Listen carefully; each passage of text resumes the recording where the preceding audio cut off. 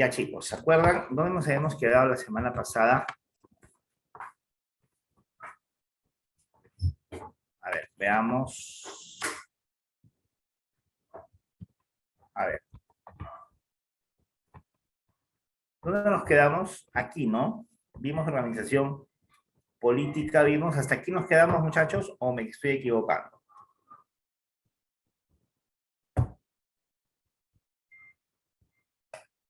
Chicos, ¿hasta aquí nos quedamos? Cuéntenme. Hola, ahí nos quedamos. A ver, me han mandado chat. A ver. Sí, ay, perfecto, Nicolás. Muchas gracias, Kyle. Gracias, gracias. Ya, o sea, hasta ahí habíamos visto la política. Ahora vamos con la organización social, la sociedad. La sociedad colonial o virreinal estaba dividida en grupos de tres maneras. Por cuestiones étnicas o raciales, si quieres mejor, más que étnicas, por temas raciales, sociales y jurídicos. Ya, más que étnicos, que también sí es cierto, usa mejor el término racial, por criterios sociales y por criterios jurídicos.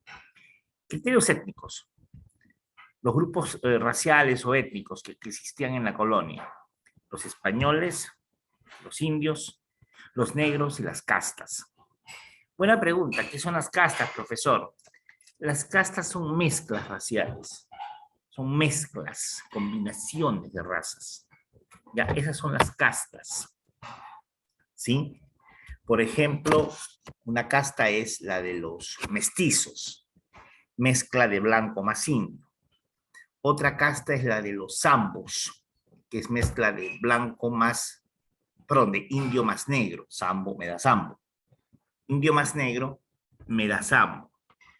Luego, la de mulato, que es blanco, mulato es blanco más negro, ¿ya? Esas son las castas, entre otras, ¿no? Son mezclas raciales. Y en la mayoría de los casos, en estas mezclas raciales, escúchame bien, estamos de acuerdo, en estas mezclas raciales hay presencia de qué? De eh, mucha población, o sea, presencia de población afro, ¿ya? ¿Ya?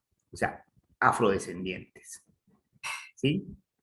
Mucha presencia. Eh,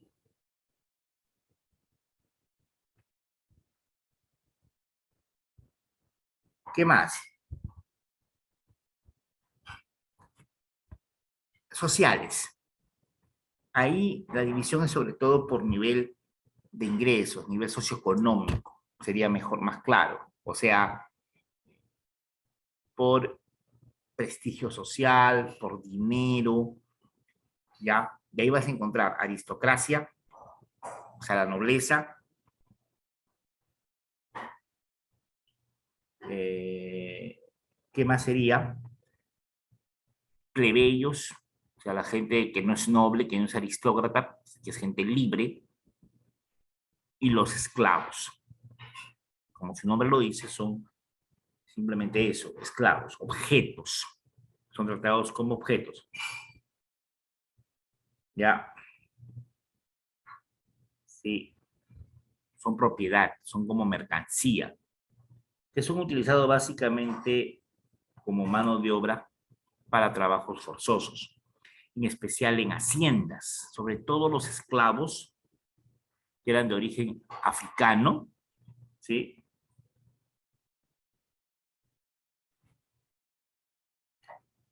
¿Estamos de acuerdo? Y se instalaron básicamente en la costa, ¿sí?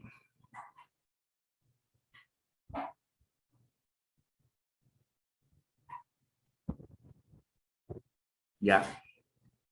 Y vienen a trabajar en haciendas costeñas, ¿sí?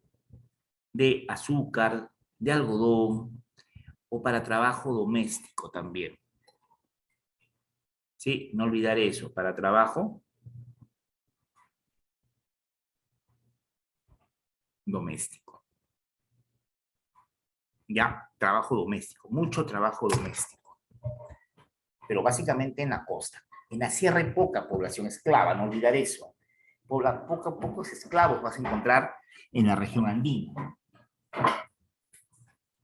Los esclavos, fundamentalmente, los ubicas ¿en dónde? En la costa. Básicamente, en la región costeña. ¿Ya? ¿Estamos de acuerdo? Básicamente los ubicas ya en la costa.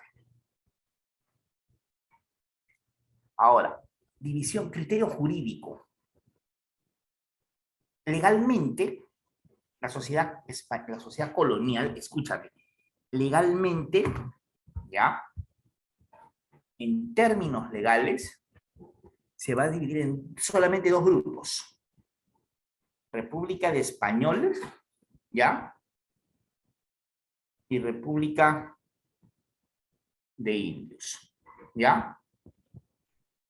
¿Qué es eso de República de Españoles y República de Indios? Las repúblicas vienen a ser ¿qué? A ver, la República de Españoles viene a ser el conjunto de normas legales que van a regir únicamente, escúchame, el conjunto de normas legales que van a regir únicamente para la población blanca, ¿ya? Que van a regir únicamente para la población blanca. Es decir, ¿quiénes eran los blancos en el virreinato? Hay dos tipos de blancos. Blancos nacidos en España, que eran llamados los peninsulares. Repito, los blancos nacidos en España, llamados peninsulares. Ya, no te olvides, peninsulares, acá lo pongo en el chat si quieres. Peninsulares, o en algunos casos también les decían así, mira, acá lo estoy poniendo en el chat y anota. Ya, peninsulares o chapetones, ¿ya? Son los blancos nacidos en España. Y alguien me podría decir, ¿cómo se le llama a los blancos nacidos, ¿sí? A los blancos nacidos en el Perú? A los blancos nacidos en el Perú, ¿cómo se les llama? O los blancos nacidos en América, no solamente en el Perú. Al blanco nacido en América, que es obviamente hijo de españoles, nacido en América. ¿Cómo se le llama a los blancos nacidos en América, hijos de españoles? ¿Alguien me puede decir?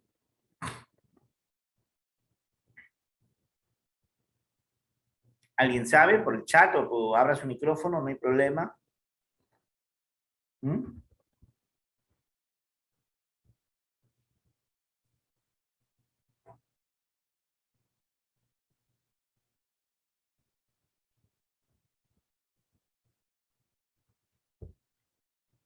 Participen, chicos, vamos. Criollos, me pregunta Carla Malpica, sí. Muy bien.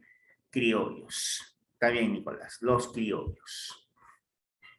Entonces, la República de Españoles es el conjunto de leyes, escúchame bien. Entonces, la República de Españoles es el conjunto de normas legales que regían únicamente para blancos, ya sea peninsulares o chapetones, ya, ¿sí?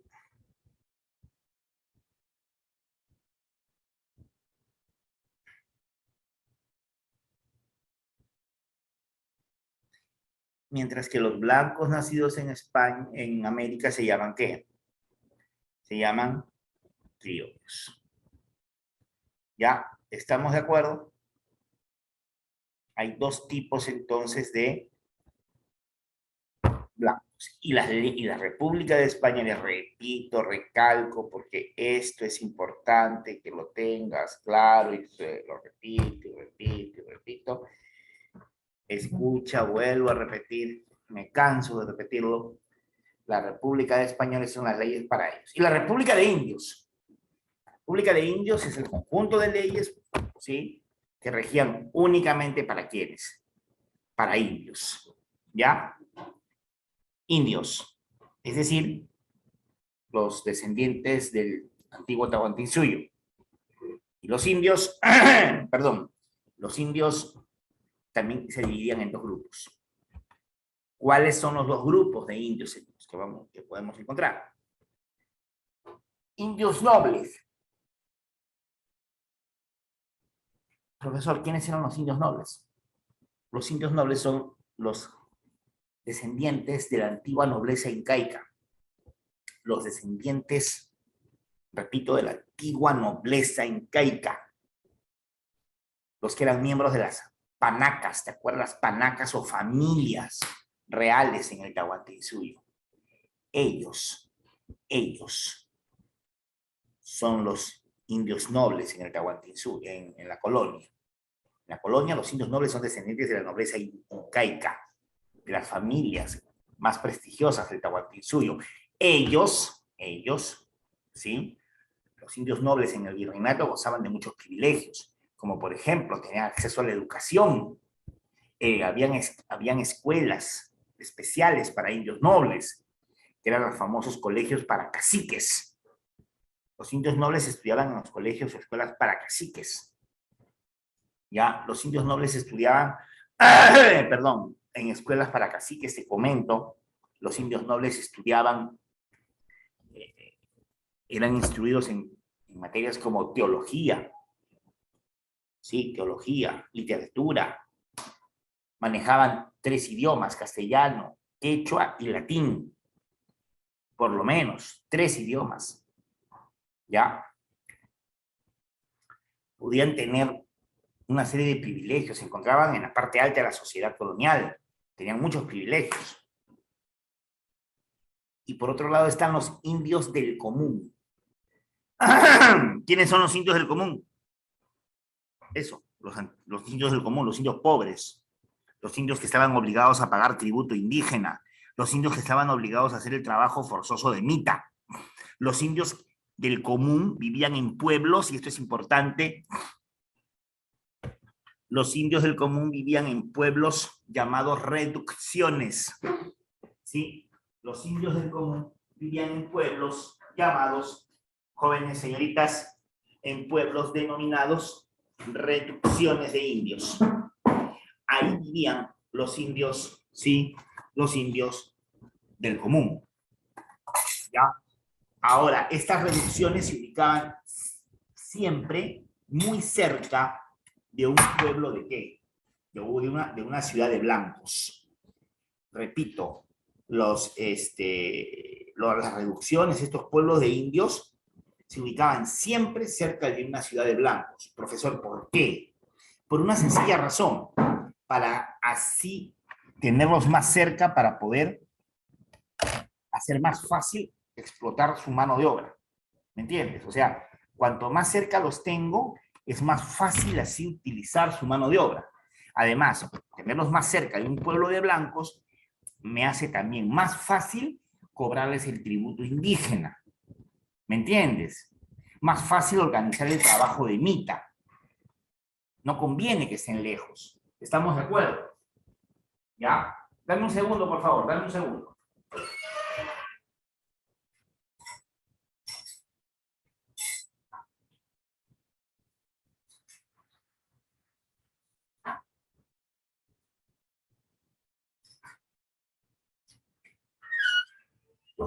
Entonces, quiero que esto quede claro.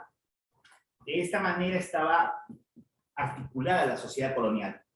Dividida por criterios, ya te dije, raciales o étnicos, criterios sociales, ya te expliqué, según el prestigio, el nivel económico, ¿no? Y el jurídico, por leyes. Y jurídicamente, entonces, siguiendo con lo jurídico, esto último, hay que tomar en cuenta algo que es muy importante, señorita joven. Legalmente, los mestizos, el mestizaje, esta mezcla entre blancos e indios estaba legalmente prohibida. ¿Me entiendes? Estaba prohibido, o sea, legalmente, al menos a inicios de la colonia, esto era prohibido. ¿Eh? Estaba, la ley lo prohibía severamente, ¿ya? La ley lo prohibía, lo castigaba, ¿ya? Estaba prohibido, era castigado, ¿ya? Pero sin embargo en la práctica se daba, ¿ya? O sea, legalmente los mestizos no existían. O sea, legalmente los mestizos no existen, no hay existencia legal. O sea, los mestizos legalmente estaban en un limbo, había un limbo jurídico. Ya, eso no te olvides. ¿Qué más? A ver, acá tenemos un esquema un poco más claro. Españoles, arriba, ¿no? Virreyes, gobernadores, presidentes y oidores de la audiencia, claro, el presidente de la audiencia, los oidores de la audiencia, ¿sabes lo que es? La audiencia es eran los tribunales de justicia, los arzobispos, obispos, curas de parroquias importantes y superiores de comunidades religiosas, claro, los superiores de las órdenes religiosas, funcionarios y comerciantes de la corona española también. Ok, criollos, encomenderos, el encomendero es un criollo, ¿sí? Los encomenderos, ¿sí? Los hacendados, encomenderos, hacendados, con acceso a cargos en los cabildos, podían ingresar a las comunidades religiosas y qué más, y estar al frente en las parroquias, claro, también ya estaban al frente en las parroquias, ¿sí? Mestizos, más abajo, los mulatos, los zambos, ya sabes a qué me refiero. Esas son las castas que te decía yo, las mezclas raciales. Esas son las famosas castas, ¿sí? Peones agrícolas, artesanos, carpinteros, albañiles, estaban en las ciudades, por lo general. También habían en el campo, también, obviamente, también hace trabajo en el campo, pero muchos de ellos están en las ciudades y también ingresaban al clero, o sea, a la iglesia. Claro, algunos llegaban a ser sacerdotes, pero la mayoría eran hermanos legados de la tercera orden, o sea, de los rangos más bajos dentro de la iglesia. Un ejemplo de un mulato importante en la historia del virreinato peruano sería ¿quién? A ver, un mulato que ingresó como hermano terciario. ¿Quién sería? Un mulato importante en nuestra historia religiosa, la historia religiosa del Perú. ¿Quién sería? ¿Nadie se acuerda? ¿Alguna idea? Un mulato importante en la historia de la iglesia virreinal. Nada. Martín de Porres, profe. Claro, San Martín de Porres, por cierto. Muy bien. ¿Quién habló? ¿Quién fue el que habló? ¿Quién es el que habló? Yo, profe, Marcelo. Marcelo, muy bien. Claro, San Martín de Porres no era negro, en el sentido de la palabra estricto. Era mulato. Padre blanco, padre español y mujer, y su madre, perdón, era una negra liberta, una negra libre. Padre español y negra libre, él era mulato. Su madre era una negra panameña, y su padre era un capitán español. De esa mezcla la hace San Martín de Porres. ¿Ya? Más abajo están los indios, ya sabemos, encomendados a los españoles, ellos eran los que trabajaban en las encomiendas, ¿no? Y criollos, en español, claro, trabajaban para los encomenderos. Los encomenderos, ya te dije, podían ser españoles o criollos, ¿ya? O en resguardos que administraban trabajadores para minas y haciendas, claro. Estos muchachos, estos indios también trabajaban en minas y haciendas. Los indios eran la principal fuerza de trabajo. Los españoles, perdón, los indios eran la principal fuerza de trabajo en el virreinato. Más de la mitad de la población, más de la mitad de la población virreinal eran ¿qué? Eran indios, no olvidar eso. Más del 50% de la población del virreinato eran indios. Por eso mismo eran la principal fuerza de trabajo y además por lo mismo se les usaba, se les cobraba el llamado tributo indígena, que era una importante fuente de ingresos para la corona y para el presupuesto del virreinato. Más abajo estaban los negros, que eran esclavos, ya se dije, descendientes de, o sea, de origen africano, trabajaban en minas y plantaciones. Minas y plantaciones, claro, básicamente en la costa, aunque también hacían trabajos, también hacían trabajo doméstico, ¿ah? Mucho cuidado, también hacían trabajo doméstico, pero por lo general trabajaban en plantaciones cultivando el azúcar, cultivando el algodón, y eventualmente en minas poco en verdad, porque las minas estaban en la sierra, y era población esclava africana en la sierra, poco, realmente muy poco. Ya estamos, ¿sí?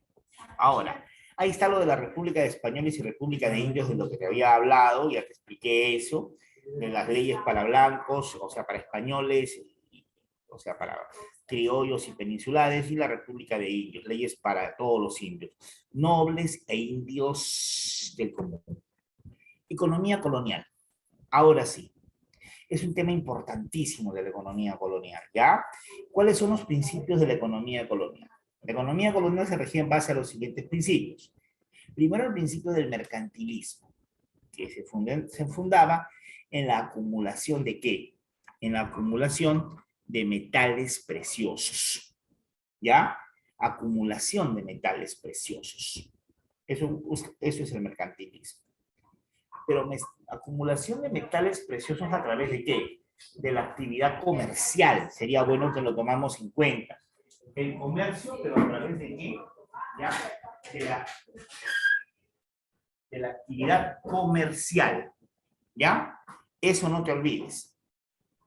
Luego, exclusivismo. Las colonias solamente comercializaban con España. Solo con España. Eso. Ese es el exclusivismo, si quieres llamarlo también así, colócale si quieres monopolio comercial.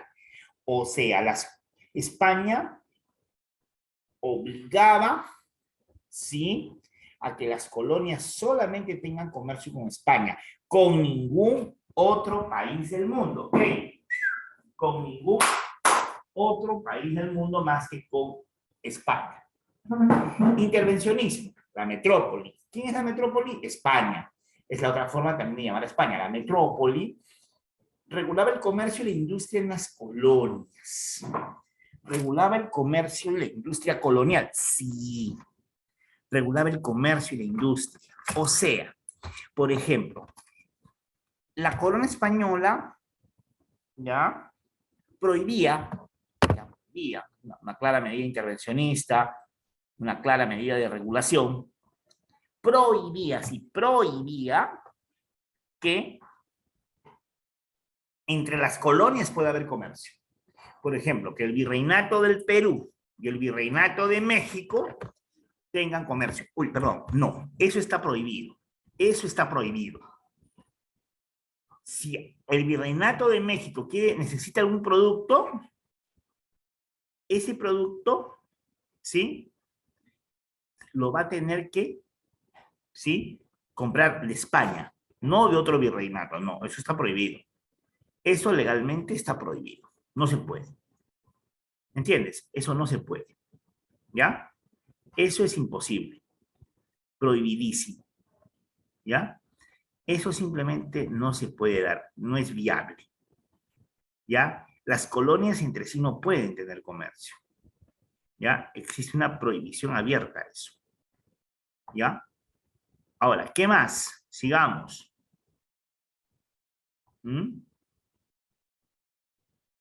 ¿Qué más? A ver, por ejemplo, ¿en dónde más se ve el intervencionismo? Ajá, qué buena pregunta. ¿Dónde más podrías ver el intervencionismo? Lo puedes ver, por ejemplo, en el hecho de que la corona española le prohibía a las colonias en América producir determinados artículos. ¿A qué me refiero? Los artículos de lujo, todo lo que eran artículos de lujo, estaba prohibido de producirse ¿en dónde? En América. América no podía, las colonias americanas no podían producir artículos de lujo. Profe, ¿y por qué? ¿Por qué las colonias no podían producir artículos de lujo? Por una sencilla razón, porque los artículos de lujo tienen que ser producidos ¿por quién? Por España. O sea, los artículos de lujo, América se los compra únicamente ¿a quién? A España, a la corona. O sea, América si quiere consumir artículos de lujo, se los compra a España. No los puede producir ellas. Las colonias no pueden producir artículos de lujo, ya sea textiles, muebles, calzado, todo lo que es de lujo, prohibidísimo que las colonias lo produzcan. ¿Y por qué? Porque lo que quiere España es que las colonias le compren eso a los productores españoles.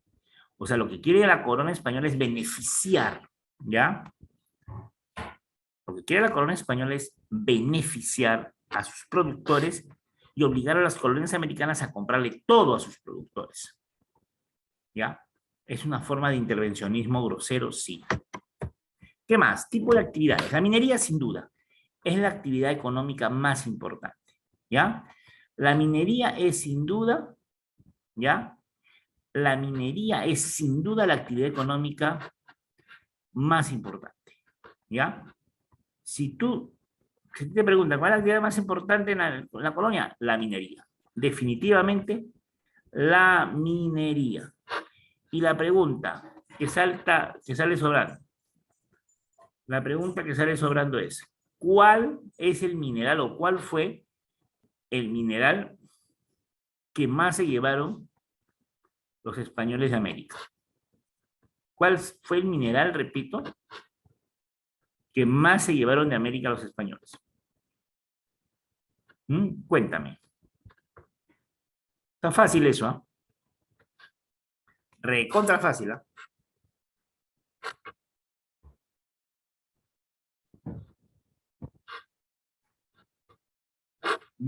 ¿Cuál es, repito, ya, el mineral que más se llevaron de América? A ver, ¿quién me dice? Vamos, vamos, vamos, está fácil. Vamos, en el chat, espero respuestas. Mineral que los españoles más se llevaron de América. Cuéntame. ¿Cuál es? ¿El oro me dices por acá? No. La clásica, la gente siempre se equivoca. Falso. Es la plata. Lo que más se llevaron los españoles de América es la plata. Nunca te olvides. ¿Ya? No fue el oro. Ni de Perú ni de México. ¿Ya? Ahora, ¿cuáles fueron las minas de plata más importantes que hubo dentro del virreinato del Perú? Las minas más importantes de plata que hubo dentro del virreinato del Perú, ¿cuáles fueron? Hay dos importantes minas, importantísimas. La primera de ellas. A ver, ¿quién me dice? Vamos a ver. Te pongo una más para que te reivindiques. Minas de plata más grande del virreinato a lo largo de los casi 300 años de vida colonial. Hay dos grandes, enormes, que tienes que saber sí o sí. Hay más, pero hay dos al menos que tienes que saberlas sí o sí para el examen de admisión.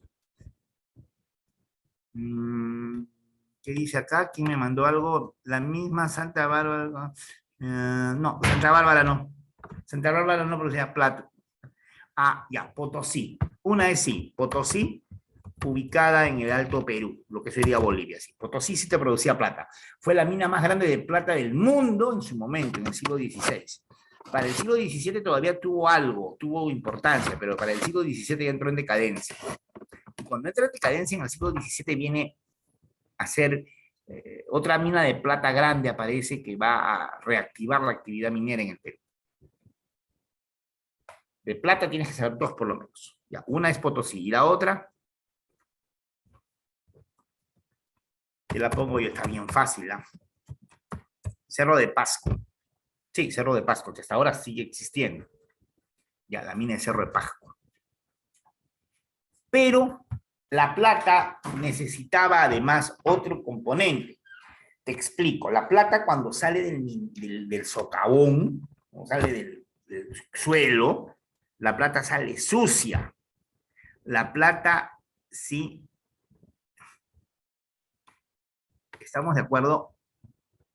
A ver, ¿el chat lo están viendo todos o solamente algunos?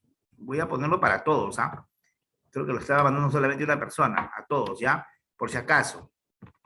Las minas de Potosí y Cerro de Pasco. Ahora sí lo ven todos, ¿verdad? Ya, porque se lo había mandado a una persona, porque claro, le respondía a la señorita que me había mandado y por eso solamente le estaba llegando a ella. Ya. Ah, igual también lo de los peninsulares o chapetones, también nos olvidó solamente Cali. Ya, por si acaso es lo de los hay dos tipos de blancos, ¿no? Por si acaso lo pongo acá. Los blancos son dos tipos, peninsulares y chapetones. Si lo tienen anotado eso, ¿no? Ya. Bueno, te preguntaba, para no desviarnos. Las dos grandes minas de plata son Potosí y Cerro de Pasco, pero hay un problema. El mineral, cuando sale del socavón, sale del fondo del suelo, sale sucio, sale con impurezas adheridas encima. Esa plata que sale con impurezas se deprecia. No tiene gran valor económico. Tienes que limpiarla, purificarla. ¿Qué mineral se utiliza para su purificación? ¿Alguien sabe? ¿Cómo se llama el mineral que se utiliza para su purificación? Vamos. El mercurio o azogue. Hasta el día de hoy todavía se usa el mercurio o azogue para la purificación de la plata. Mercurio o azogue. Y la pregunta es, ¿de dónde salía este mercurio o azogue? De la mina Santa. Ya, acá está. Acá te lo estoy poniendo. De la mina Santa Bárbara. ¿Dónde quedaba Santa Bárbara? En Huancavelica, al sur del Perú. O sea, el azogue o mercurio era esencial en la producción de plata, porque es el mineral que se usa para purificar la plata. ¿Sabes por qué? Porque la plata es un mineral, perdón, el mercurio es un mineral en estado líquido. El estado natural del mercurio no es sólido, es líquido. Es este mercurio pues es el que usamos en los termómetros tradicionales, que cuando tienes más temperatura sube, ¿no? Y cuando tienes menos temperatura baja, justamente porque es un mineral líquido, al contacto con el calor se dilata, se eleva su temperatura, eleva la temperatura, eleva el tamaño del mineral. ¿Me entiendes? Entonces, por esa razón, ¿sí? Porque es líquido, pues justamente. Su estado natural es estado líquido. Entonces, este mercurio o azogue, ¿sí? Se usaba para limpiar plata. O sea, los trozos de plata que salían del socavón se sumergían en mercurio, se dejaban reposar varios días, luego sacabas la plata y la plata ya quedaba limpia. ¿Me entiendes? Reluciente. Y ahí recién la podías ya fundir para hacer los lingotes de plata y enviarlos a España. ¿Ya? Así funcionaba. Pero junto con la minería está el comercio, que también es una actividad importante. El comercio marítimo, que es el que había entre España y sus colonias, y el comercio terrestre, al interior del virreinato. Ahora, el comercio terrestre básicamente era un comercio practicado por los llamados, escúchame bien, ¿quiénes manejaban el comercio terrestre? Los llamados arrieros. Los arrieros son los comerciantes terrestres. Es como decir ahora los camioneros de ahora, ¿me entiendes? Pero no usaban camiones, obviamente, usaban, ¿sí? Mulas, llevaban la mercadería en mulas o en carruajes, pero jalados por mulas. Por eso se les llamaban arrieros, porque arrean mulas. Ya estamos, los arrieros, comercio terrestre. Luego está la industria. La industria básicamente es, hablar de industria en el sentido de industria no, pues no habían fábricas, ni mucho menos. Estamos hablando del siglo XVI, XVII, XVIII, no. Estamos hablando de producción, básicamente donde dice industria, es producción artesanal, ¿ya? Producción artesanal, sobre todo de qué? De textiles, en especial de textiles, ¿ya? producción de textiles en obrajes. Esta palabrita ahorita la vas a ver acá. Los obrajes son talleres textiles, ¿ya? En donde se producían grandes cantidades de tela. A eso se refiere con, entre comillas, industria, ¿ya? Sobre todo, ¿ya? La textil. Y también había otra actividad parecida que era ¿ya? Eh, la actividad, escúchame bien, la producción de ¿qué? De aguardiente. Y la aguardiente. O sea, lo que hoy día conocemos como el pisco. Ya, el pisco. ¿Sí?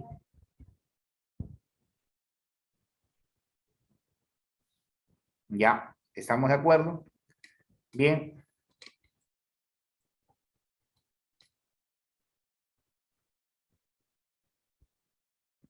¿Qué más? Sigamos. La agricultura, obvio.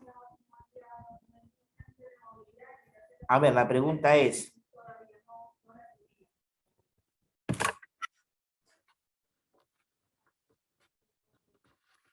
¿en agricultura qué me interesa? En agricultura,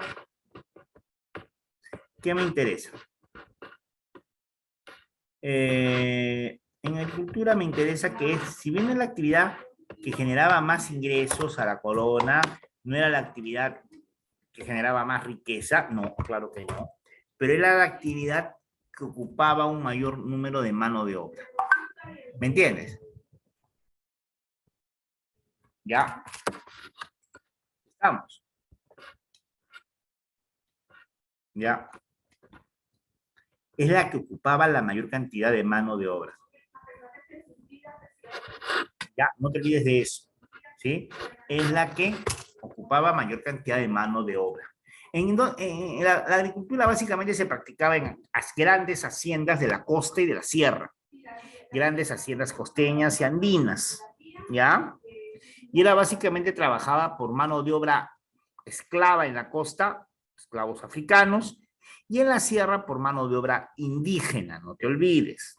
Ya en la costa son esclavos básicamente la mano de obra, la mayoría son esclavos, y en la sierra básicamente mano de obra indígena, ¿ya? Indios. ¿Ya? Bien, ¿qué más?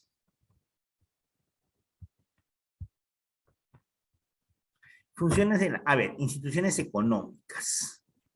¿Cuáles eran las instituciones económicas que manejaban toda la economía colonial? Una de ellas, la primera tal vez que me interesaría acá, es la Casa de Contratación. Esta institución es fundamental, ¿ya? La Casa de Contratación. Sus funciones son administrativas y técnicas, ¿no? Funciones administrativas y técnicas. Fiscalizaba el comercio ultramarino. ¿Qué es el comercio ultramarino? El comercio entre España y América. O sea, el comercio marítimo entre España y América también se conocía, señoritas jóvenes, como comercio ultramarino, cobrando impuestos y gravámenes. O sea, esta institución cobraba impuestos, el impuesto al cruzar el Atlántico. ¿Ya? ¿Estamos de acuerdo? ¿Ya? ¿Sí? ¿Qué más? Y gravámenes, bueno, que es lo mismo en realidad, ¿no? ¿Estamos de acuerdo? ¿Qué más? Proponía al rey medidas de comercio. Claro, claro que sí. Eso es importante. Ya, no te olvides.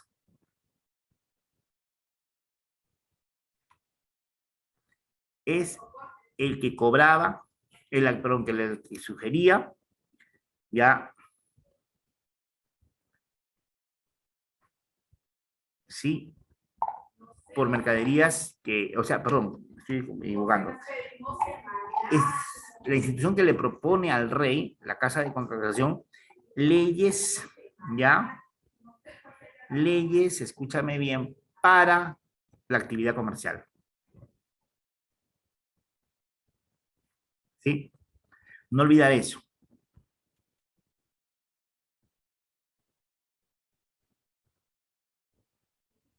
Ahora bien,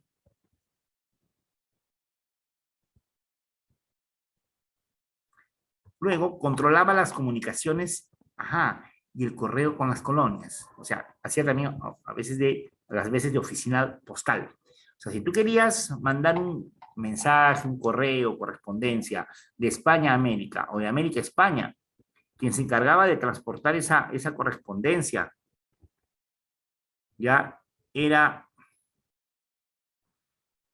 la casa de contratación. ¿Estamos de acuerdo? Ya, no olvides eso, ¿sí? Eso es importante que lo tengas claro. ¿Qué más? Qué calor que hace, chicos, ¿no? ¿Qué más?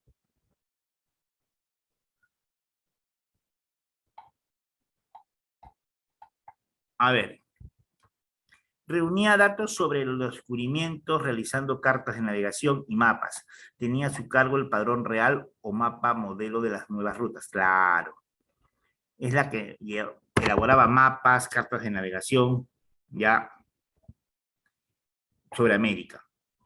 Todos los territorios que se descubrían, también la casa de contratación los registraba. ¿Sí?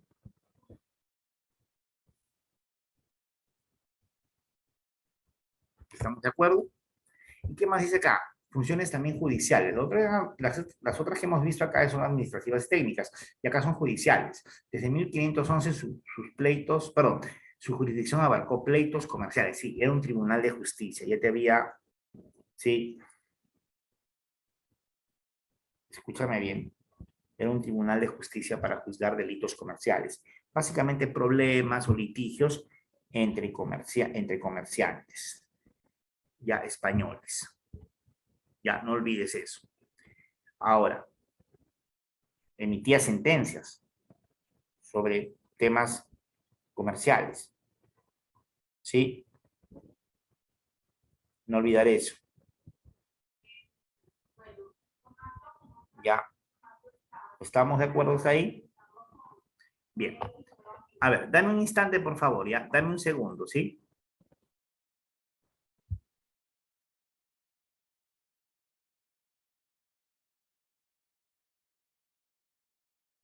Sigamos.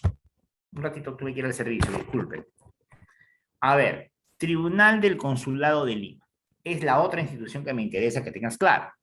Fue un tribunal arbitral, es decir, apaciguaba las contiendas que surgían entre los mercaderes. Un tribunal arbitral. Ya. El tribunal, o sea, ya. El Tribunal del Consulado de Lima es un tribunal arbitral. O sea, ¿qué quiere decir esto?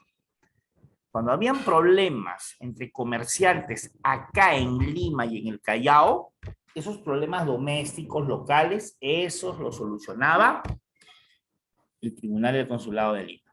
Características. Financió las urgencias de la hacienda pública. Ajá, ¿cómo es eso? Primero quiero que tengas claro.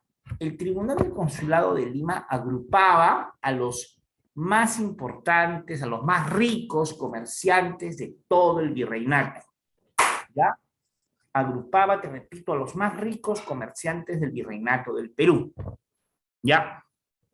O sea, era una institución con mucho poder económico y muchas veces le tuvo que prestar dinero al gobierno colonial, o sea, a la hacienda pública, le tuvo que prestar dinero al Estado colonial, le tenía que prestar dinero al virrey. Muchas veces le prestó dinero, porque muchas veces el Estado colonial se quedaba sin plata y necesitaba rápido dinero para financiar sus gastos. Ya, ¿quién se lo prestaba? Ahí está, pues se lo prestaba el Tribunal del Consulado. Proporcionó indicaciones para erradicar el comercio ilícito. Eso, combatía el comercio ilícito, ¿ya? O sea, el comercio ilegal, la piratería, porque la piratería justamente era una competencia desleal contra el comercio legal que ellos practicaban. Contó con la generosa disponibilidad de capitales, lo que te dije, tenía mucha plata. Proporcionó activamente en el despacho, ¿sí? En el despacho ante las armas, claro, o sea, el Tribunal del Consulado, ¿sí? Se encargaba de gestionar el transporte de armamento que necesitaban las colonias, en este caso el Perú, para su defensa ante el ataque de piratas y corsarios. ¿Ya? ¿Estamos de acuerdo? ¿Ya? ¿Sí? No olvidar eso. ¿Qué más? Sigamos. Subvencionó las milicias. ¿Qué son las milicias? O sea, el ejército colonial, así se le llamaba al ejército colonial, milicias, para tratar de defender el país de los ataques de corsarios y piratas. Los piratas y corsarios eran estos marinos extranjeros que venían a las costas de América a atacar a los buques españoles, a los buques americanos, con el fin de robarles, ¿no? De robar mercadería, de robar riqueza, ¿ya? Para eso ellos financiaban justamente la formación de ¿qué? De una escuadra, de una armada que defendiera, ¿sí?, a los buques mercantes de los ataques de piratas y corsarios. Autoridades. ¿Cuáles son las autoridades? A ver, requisitos para ser autoridad del Tribunal del Consulado. No ser extranjero del Reino de Castilla, o sea, no ser español, ser peruano. ¿Ya? ¿Qué más? ¿Qué más? Ser casado o viudo. No podía ser ¿qué? No podía ser soltero. Mayores de 30 años. Poseer casa propia. ¡Ey! No lo olvides. Ahora, ¿cuáles son las autoridades? A ver, prior, cónsules y diputados. Prior es la máxima autoridad del Tribunal del Consulado de Lima. Era elegido por 30 electores. Su periodo de gobierno era de 1 año. Dictaba la solución o sentencia acerca de los problemas.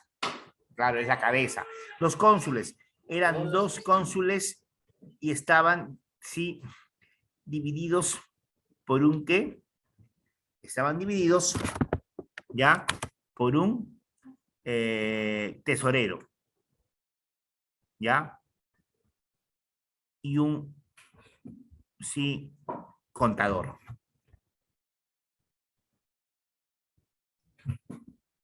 Ya, no olvidar eso. Los cónsules eran 2 cónsules y estaban divididos, ¿ya? Por un tesorero y un contador. O sea, uno de los cónsules era tesorero del tribunal y el otro era contador. Ya, elegidos por 30 electores también. ¿Ya? Se encargaban de ¿qué? De velar, ¿sí? De velar por el cumplimiento de los, ¿sí? De los tratados. ¿Ya? ¿Estamos de acuerdo? ¿Ya?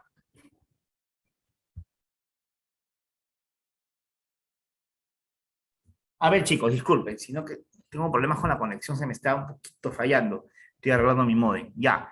¿Sí? ¿Qué más? Velaban por el cumplimiento de los tratados, se decía.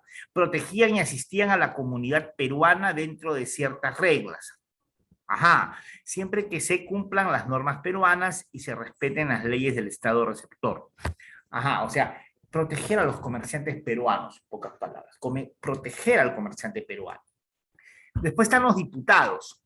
Tenían una función dentro del tribunal, sí, legislar, o sea, crear, reformar, derogar o modificar leyes. Fiscalizaban, vigilaban el uso y la aplicación de los recursos públicos. Gestionar, ayudar a los ciudadanos en sus asuntos ante las instancias de la administración pública. Sus ocupaciones: vigilar la correcta aplicación de los recursos públicos. Gestionar la atención de los problemas de grupos sociales. Ya. Ahora, ¿qué más? Funciones. Reguló los aranceles que debían cobrarse importándose por los géneros. O sea, regulaban el precio de los aranceles. ¿Qué son los aranceles? El impuesto aduanero. O sea, ellos fijaban el impuesto aduanero. O sea, el impuesto que se cobraba a la mercadería que ingresaba de fuera, el impuesto aduanero, ¿sí? ¿Qué más?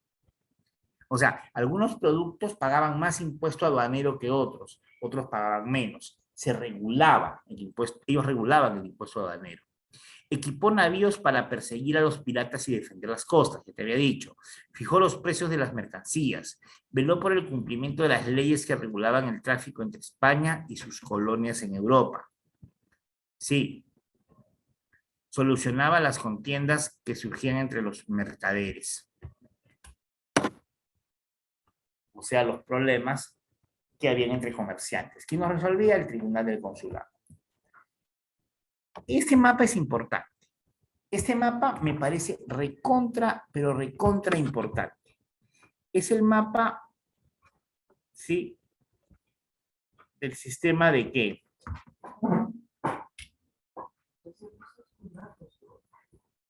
¿Ya? Ese impuesto, ¿cuál es? Perdón, este mapa es el mapa del comercio marítimo. ¿Ya?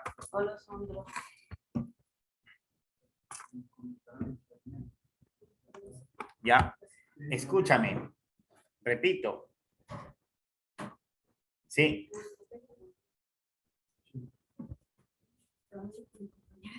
Escúchame.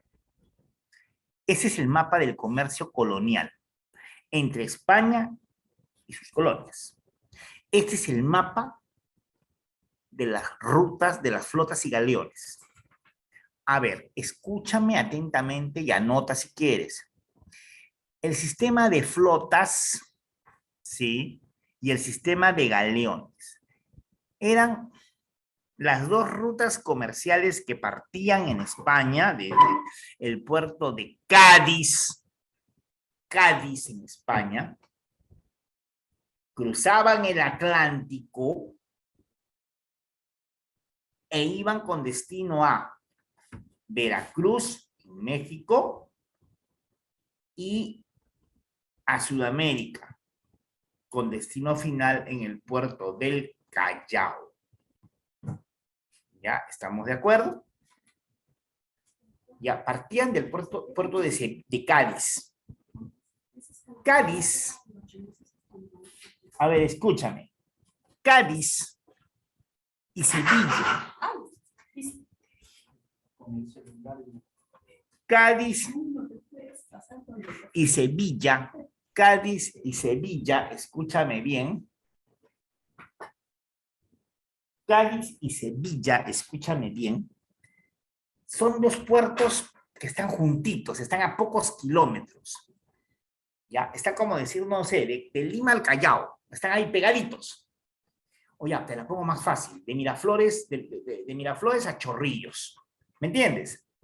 Súper cerca. Dos puertos cerquísimas. ¿Ya?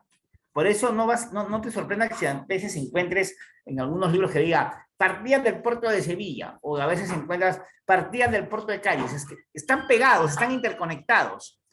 ¿Ya? Es más, te puedes ir hasta caminando de Sevilla a Cádiz. Claro, te demoras una hora, media hora caminando, pero la haces. ¿Ya? Entonces, escúchame bien, los galeones y las flotas partían, ¿ya? Sí. Escúchame bien. Escúchame bien. Flotas y galeones parten de Sevilla, Cádiz, de este eje, Sevilla-Cádiz, cruzan el Atlántico, son literalmente, venían en filita, ¿ya? Venían en fila, uno tras otro. ¿Y en qué se diferenciaban?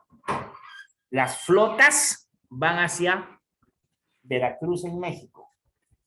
Y los galeones venían a Sudamérica, como ves ahí.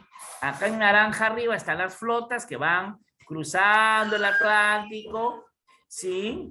Junto con los galeones. Los dos venían igual, pero se empezaban a separar ya en el Caribe. En el Caribe se separaban, ¿me entiendes? Y las flotas se iban hasta Veracruz en México. Y de regreso ya pasaban por ¿dónde? Por La Habana, Cuba, y de ahí rumbo a ¿dónde? A España. a Sevilla o Cádiz, como te digo, ¿no? Mientras que los galeones hacían la misma ruta, pero en el Caribe se separaban, escúchame bien, en el Caribe se separaban, ¿ya? Y de ahí seguían rumbo hacia el sur. Cartagena primero, Cartagena de Indias, lo que hoy día es Colombia. De ahí pasaban al puerto de Portobelo. Portobelo quedaba en donde hoy día es Panamá. Y de ahí, Panamá, Centroamérica, no te olvides, ¿ah? Panamá, Centroamérica. No confundir, Panamá no es una isla, por si acaso, ¿ah? ¿Ya? Hay gente que piensa que Panamá es una isla y Panamá no es una isla. ¿Ya? Mucho cuidado. Puerto de Portobelo, de ahí cruzaban el Istmo de Panamá, en esa época no había canal de Panamá, Istmo, pequeño brazo de tierra, y de ahí se embarcaban nuevamente la mercadería en el puerto de Panamá, ya en el Pacífico, y de ahí a Sudamérica. Primero pasaban a Guayaquil, donde dejaban algo de cargamento, y finalmente al Callao, en donde llegaba la mayor parte de ¿qué? De la mercadería, al Callao. ¿Sí? Y de esta manera se hacía este viaje.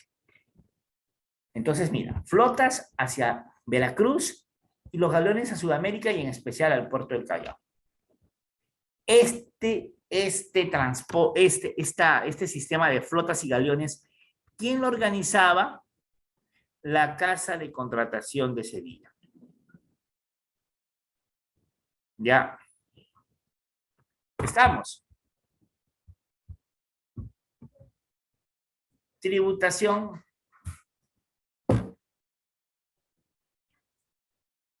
Sí, tributación colonial. Tributación colonial. Principales fuentes tributarias para el Estado español. ¿Cuáles son? Tributo indígena, el tributo que pagan los indios por ser vasallos, súbditos de la corona. Quinto real, el quinto real es el tributo que implica que la quinta parte de toda la producción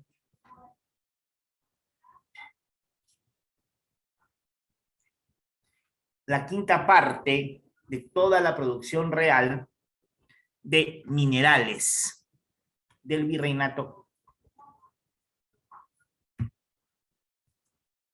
La quinta parte, o sea, el 20% de toda la producción minera, ya, el 20% de toda la producción de minerales de América era el impuesto que se iba a manos de ¿quién?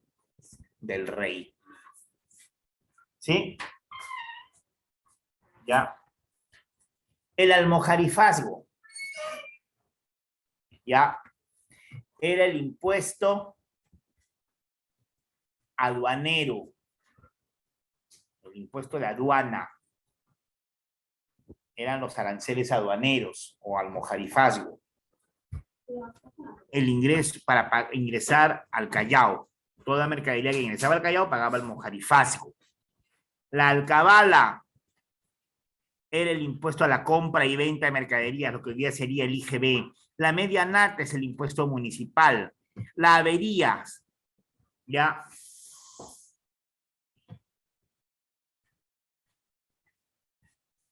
Sí.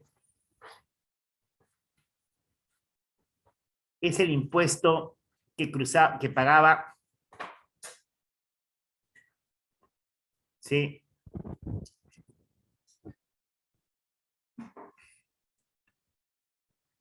Toda mercadería para cruzar el Atlántico, ya, toda mercadería para cruzar el Atlántico, toda mercadería para cruzar el Atlántico, ya, pagaba el impuesto de la avería. Había otro impuesto a la importación de esclavos, y habían otros impuestos más, ¿no? Pero estos son los más importantes. Ya está. Con eso terminamos virreinato, ¿ya? Con eso terminamos, te repito, virreinato. Y ahora quiero hacer Consulta. Preguntas, antes de seguir con lo que viene, que es ya independencia, reformas borbónicas, qué sé yo. Preguntas. Ronda de preguntas, de una vez.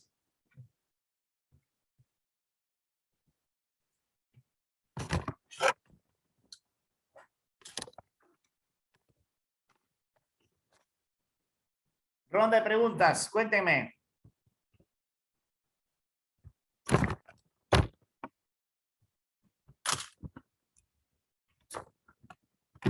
Ronda de preguntas, a ver.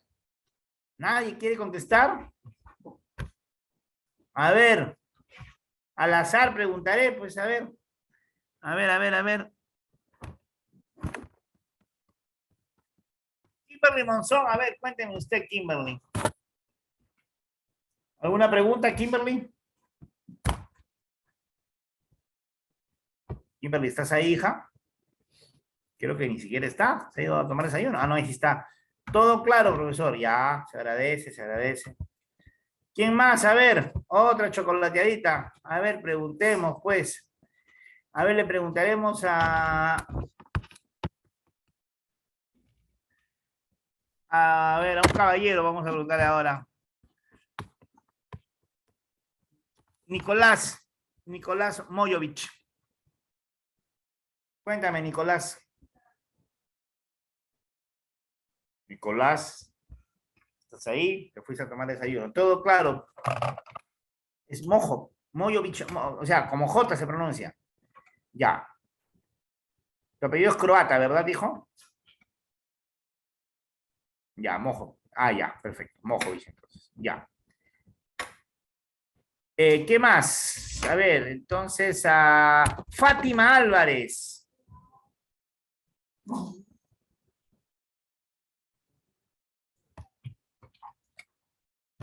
Fátima, ¿está usted ahí? ¿O también se fue a tomar desayuno? Fátima. Todo claro, profe, ya. A ver, Cosme. Cosme Verástegui. Gutiérrez, ¿qué es lo que es? Cosme, se fue Cosme, mira. Ah, no, ahí está Cosme, discúlpame. Alguien se ha ido, no sé quién. Se ha escapado para no ver para no contestar. Ya. ¿Todo claro? No, Cosme no está. Cosme no está. No está Cosme. Cosme Verástegui. ¿Dónde está? ¿Quién es Sergio Ramos? Sergio Ramos. Soy yo, soy el tutor. Ah, disculpe, Sergio, disculpe usted. ¿Quién No se más? preocupe.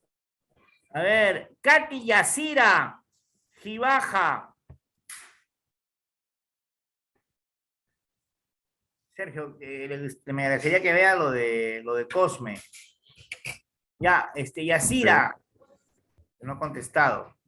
Yacira Gibaja. Claro, vamos a empezar, sí, vamos a empezar ahorita mismo en el siguiente tema a preguntar. El que no sabe, porque no estuvo se fue a tomar desayuno, se fue a chatear en WhatsApp, qué sé yo. Katy Yacira, ¿estás ahí, hijita? No está, mire, Katy Yacira, estoy que la llamo y no contesta. Sergio, vaya tomando nota de lo que estoy preguntando y no están ni siquiera respondiendo. Ya, no está Katy Yacira. A ver, ¿quién más?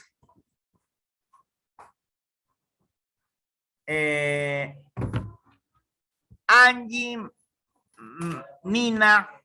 Angie Nina. A ver, hija. Angie Nina. Tampoco. Mira. Hay como dos que estoy detectando, tres que no están contestando. ¿Eh? Angie Nina. ¿No estás, hija? Bueno. Michael Handel. Michael. Profesor. ¿Has entendido todo? Muy bien. Michael sí contestó. ¿Quién más por acá? Britney. Clemente. Ya, muy bien, así da gusto, ¿no? Ya, entonces ahí quedan, ya hay dos que están ahí fichados, señor tutora. Hágase cargo usted, le voy a rogar, por favor. Sí, muchas gracias, profesor. Ya está. Hay dos ahí que se han ido a tomar desayuno, asumo yo.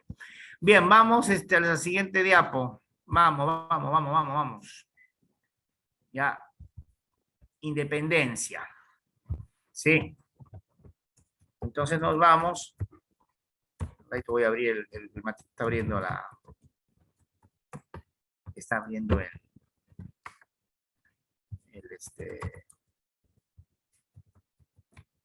sí, está abriendo el archivo un ratito. Está un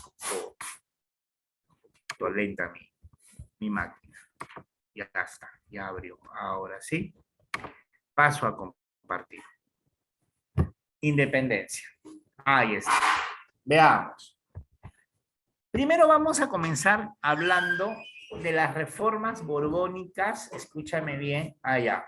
No estoy compartiendo todavía, ¿no? No están viendo, ¿no? Ya. A ver. Ahí está. Ahora sí ya lo están viendo.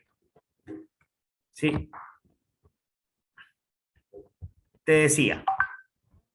Ya. Independencia. Sí.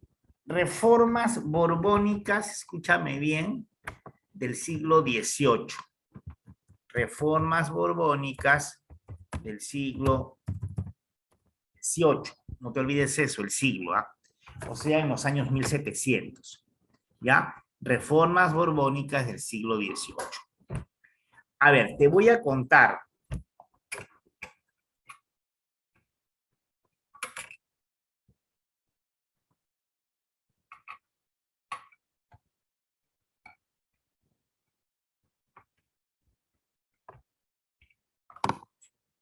Ahora la pregunta es, escúchame, ¿ya? ¿Qué pasó en el siglo XVIII? ¿Por qué se le llaman así? Reformas borbónicas. ¿Por qué se le llaman así? ¿Mm? Lo que va a pasar es lo siguiente, te cuento.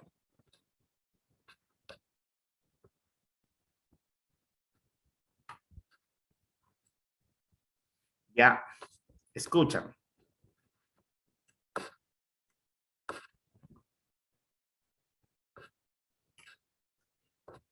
La pregunta es, ¿qué pasó a fines del siglo XVII? A inicio del siglo XVIII, perdón. Sí, pasó lo siguiente. España, escúchame bien, España, ya, durante los siglos XVI y XVII, y acá lo voy a escribir, siglos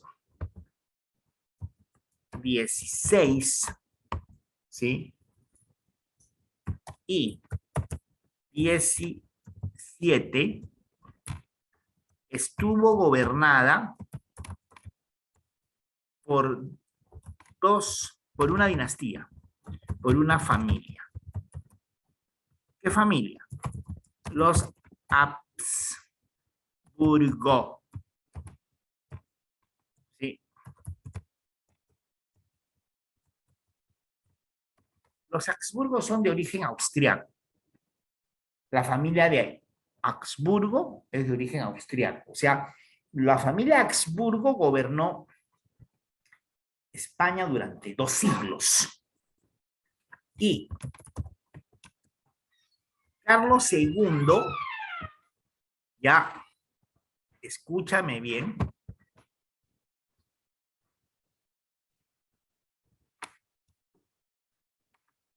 escúchame bien. El tutor, nuevamente estaba mandando el tutor. Gracias, Sergio, por compartirlo con todos. Sí, puede usted cambiar para Sí, todos, para ya que lo no. cambié, ya lo cambié. Carlos II es el último rey Habsburgo. Y Carlos II se murió sin dejar herencia, sin dejar herederos. Él se muere y no deja herederos. A él se le hace llamar, o él se le llamaba el hechizado. ¿Por qué, profesor, se le decía el hechizado a este muchacho? Que lo habían hecho un embrujo, lo habían rezado, lo habían fumado. Sí, ya.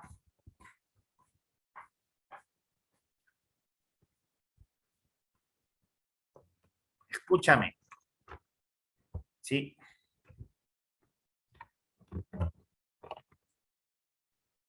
Mira.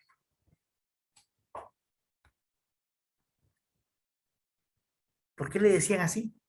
No estaba embrujado, no estaba hechizado en verdad. Lo que había pasado es que este muchacho había nacido con un leve retardo mental. Ese es el problema. Este chico nació, te repito, con un leve retardo mental. No es que estaba embrujado, no es que estaba hechizado, ¿sí? Ya. Él simplemente está con un leve retardo mental, pero lo suficiente como para que él no pudiera tener hijos. Entonces la corona no tiene heredero directo. Por esa razón, antes de morir, Carlos II le cedió la corona a un sobrino lejano suyo. ¿Quién? A su sobrino Felipe de Borbón. ¿Ya? Felipe de Borbón. Francés. Él es de Borbón, de otra familia, ya no es Habsburgo, él es francés, Felipe de Borbón.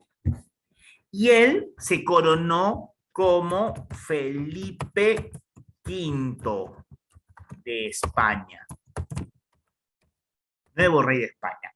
Y con él una nueva familia ha llegado al poder allá en España, la familia de los Borbones, ya la familia de Borbón, familia española, ¿sí? Ellos son los nuevos reyes de España, la familia de los Borbones, de origen español.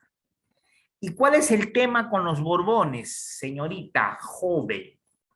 Que ellos van a encontrar en el siglo XVIII, porque recuerda, Felipe de Borbón, cuando llega al poder, Felipe de Borbón, Felipe V, asume la corona en 1713. ¿Y cómo encuentra la corona? ¿Cómo encuentra el imperio? Felipe V, él es el primer rey de la familia de Borbón. 1713. Escucha, estamos en pleno siglo ¿qué? 18. Y Felipe de Borbón lo primero que va a hacer es que encontrar un imperio. ¿Qué es el imperio? El imperio es España y sus colonias. Y tanto España como sus colonias están en serios problemas financieros, o sea, económicos, en problemas políticos. Sí, políticos, sobre todo las colonias. En las colonias, sobre todo las de América, España tiene serios problemas políticos. ¿Por qué? Porque las autoridades coloniales reportan, informan que cada vez los criollos americanos, los habitantes de América, cada vez obedecen menos las leyes y normas que dicta la corona. O sea, las colonias están actuando cada vez con mayor autonomía, con mayor libertad. Cada vez respetan y obedecen menos las normas emanadas por la corona. ¿Ya? ¿Estamos de acuerdo? Ahora bien, también están las reformas, perdón, también hay otro problema, crisis social, crisis, es decir, cada vez más los criollos están adquiriendo más poder frente a quién, frente a los españoles. Los criollos en América tienen cada vez más poder. ¿Ya? Entonces, la crisis es política, es económica, es social. En pocas palabras, la corona española está cada vez teniendo menos control sobre quiénes, sobre sus colonias. ¿Ya? Entonces, por eso, escúchame bien, a lo largo de todo el siglo XVIII, ya se van a aplicar, se van a ir aplicando a lo largo de todo ese siglo XVIII un conjunto de ¿qué? De reformas. ¿Para qué? ¿Las reformas qué objetivo tienen? ¿Ya? Sí.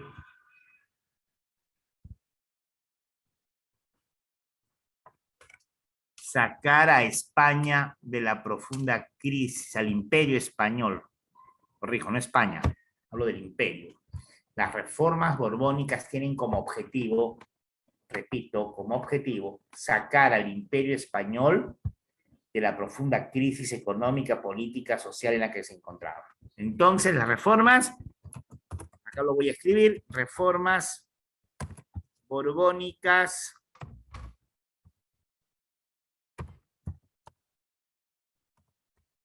¿sí?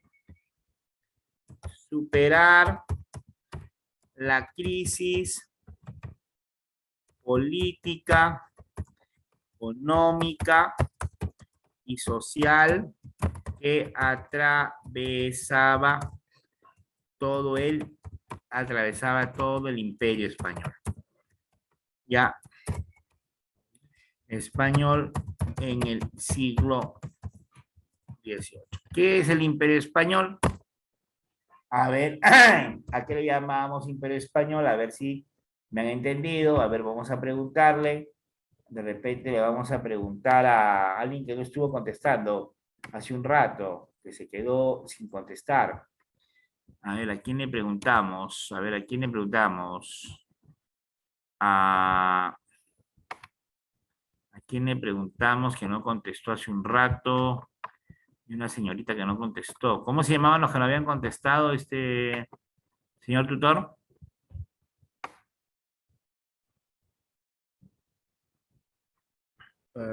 Puede ser Angelina o Ya, Angelina, ¿no?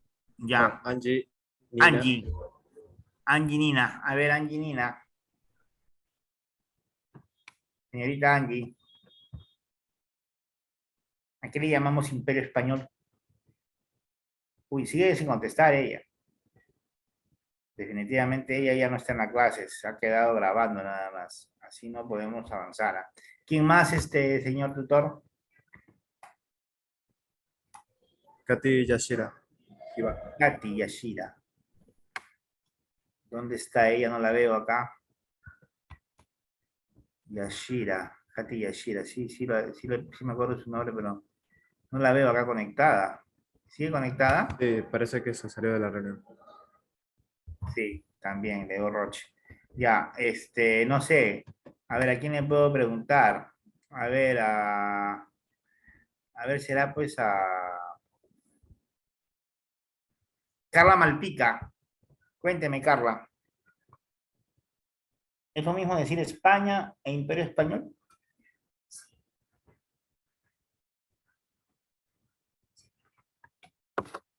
A ver, me mandó un chat por acá, abrió. Profe, ¿cuál era la pregunta? Te repito, Carlita Malpica. ¿Es lo mismo hablar de Imperio Español y de España? Cuando decimos que las reformas borbónicas quieren resolver los problemas profundos que atraviesa el Imperio Español, ¿es lo mismo que decir España? ¿De eso estamos hablando? ¿Qué dices tú?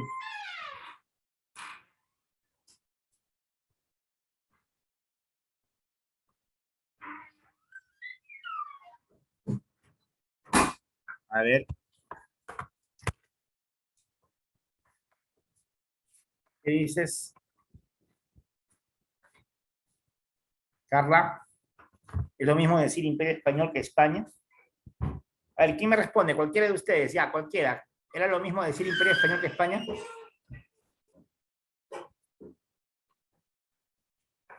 No, ¿por qué, Camilo? Cuéntanos. ¿Por qué no es lo mismo?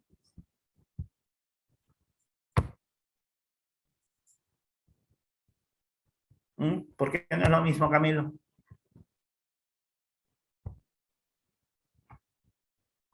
Cuéntanos, Camilo. Abre tu micrófono, no hay problema, porque estaban perdiendo el poder de sus colonias. No. ¿Qué es imperio y qué es España? España es el reino, allá en Europa. Imperio es España más todas sus colonias. Ese es el imperio español. Es España y sus colonias. Correcto, María Alejandra Romero. Muy bien. Y la crisis es en todo el imperio.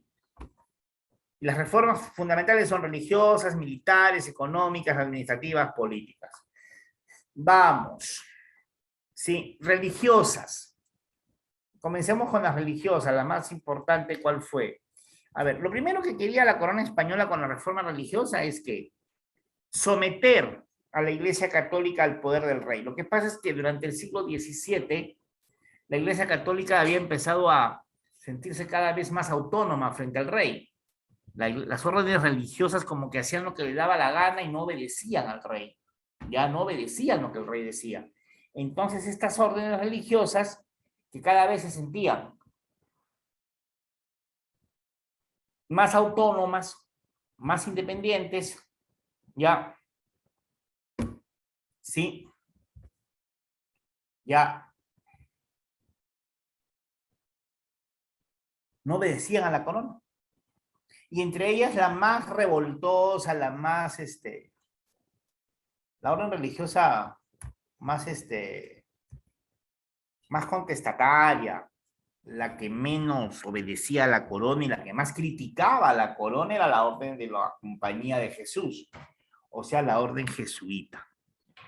Los jesuitas eran terriblemente críticos con la corona, y en especial cuando los Borbones asumieron en el siglo XVIII, los jesuitas criticaron duramente a los Borbones, los criticaban mucho. Por eso en 1767 la corona española decidió la expulsión de los jesuitas. No lo olvides, reforma de tipo religiosa, la expulsión de la orden jesuita en el año 1767. ¿Y con eso qué significó? Que la corona española además se apropió de las enormes riquezas que la orden jesuita tenía en toda América. La orden jesuita tenía en América un montón de riquezas, pero muchas riquezas.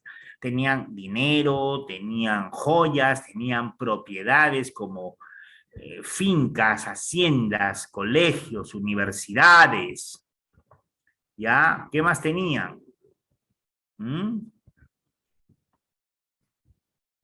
¿Ya? Poseían, ¿qué más?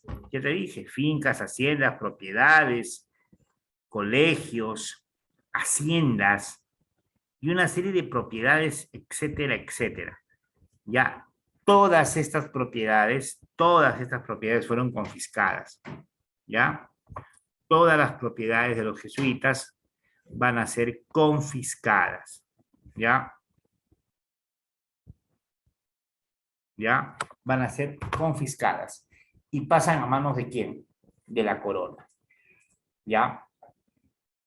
También reformas, a ver, de acá que me interesa, la reforma administrativa, la creación de nuevos virreinatos en Sudamérica. Se van a crear 2 nuevos virreinatos.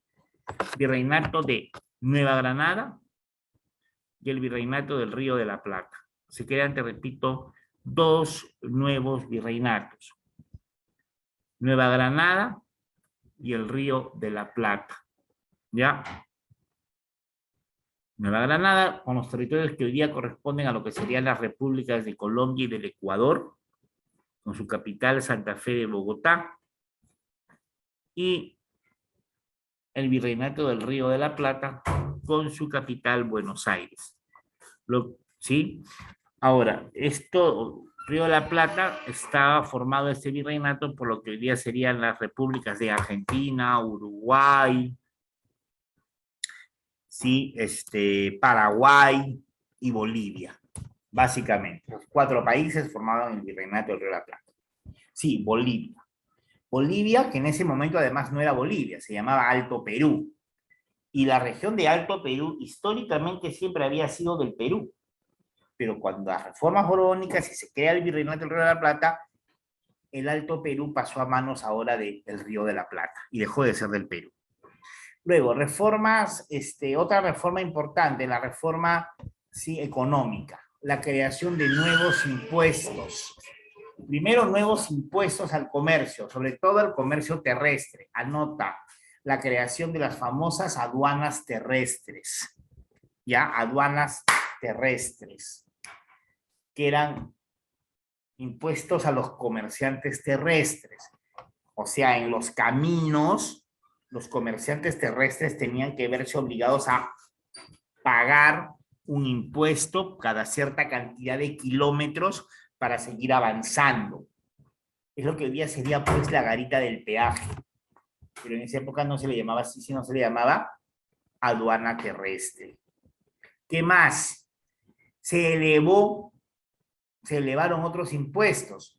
Sí, se crean nuevos impuestos, pero y también se elevan otros impuestos, como por ejemplo el impuesto a la alcabala, la compra y venta de bienes. También ese impuesto ya existía, se elevó. El tributo indígena, que también existía, se elevó. ¿Ya? Entonces, ¿qué vamos a decir en reformas económicas? ¿Elevación de qué? Elevación y creación de impuestos, sobre todo al comercio. ¿A quiénes se le aplicó más impuestos? A los comerciantes y a la población indígena también. Mucho ojo con eso. A la población indígena también se le aplicó muchos impuestos, o se le elevó los impuestos, en este caso el tributo indígena. ¿Ya? ¿Qué otras reformas económicas? Escúchame bien, dentro de reformas económicas, siempre estamos en eso. ¿Ya? Concesiones comerciales a Inglaterra. ¿Cuáles son estas concesiones comerciales a Inglaterra? Escúchame. Concesiones comerciales a Inglaterra. Te voy a explicar primero. Ya. Los ingleses durante todo el virreinato, durante los 3 siglos que duró, sí, el virreinato, ya, los ingleses introdujeron inmensas cantidades de mercadería de contrabando. Inmensas cantidades de mercadería, ¿de qué te digo? De contrabando. Entonces, para acabar con el contrabando británico, porque los ingleses utilizaban todos los trucos y artimañas habidas y por haber para burlar los controles que la corona española establecía para que no introdujera mercadería de contrabando a América, y a pesar de eso lo seguían haciendo, es que decidió poner en práctica ese viejo y conocido adagio que dice: si no puedes contra el enemigo, únetele. ¿Ya? ¿Cómo es eso? Que si no puedes contra el enemigo, únetele. O sea, ¿ya? O sea,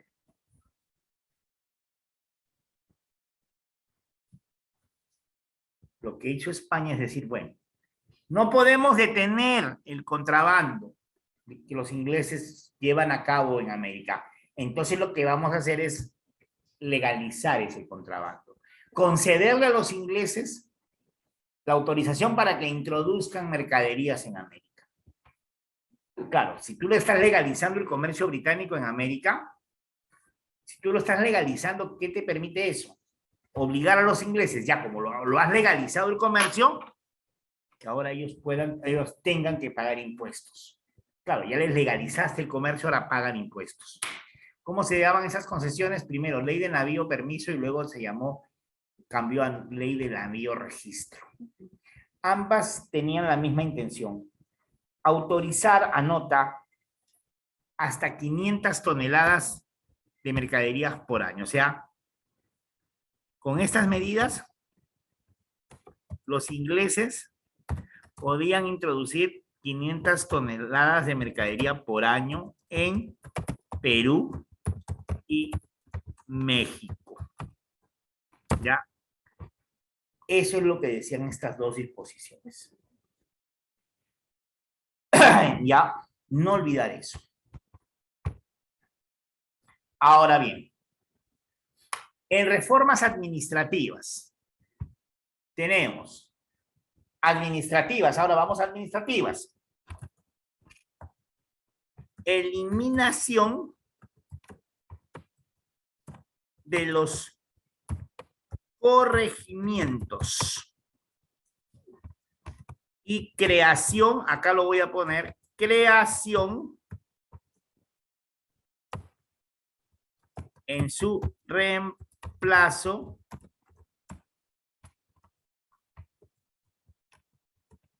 de las intendencias. ¿Por qué se eliminaron los corregimientos? Justamente por los abusos excesivos que estas autoridades coloniales cometían contra los indios. Los corregidores eran recontra abusivos. ¿Qué otra reforma administrativa? Creación de la llamada audiencia. ¿Sabe lo que es una audiencia? No, las audiencias eran tribunales de justicia. La creación de la audiencia del Cusco. La última audiencia, el último tribunal de justicia que se creó en la colonia fue en el siglo XVIII en el marco de las reformas borbónicas, la audiencia del Cusco. Ya está. ¿Estamos de acuerdo? Esas son las reformas de tipo administrativo.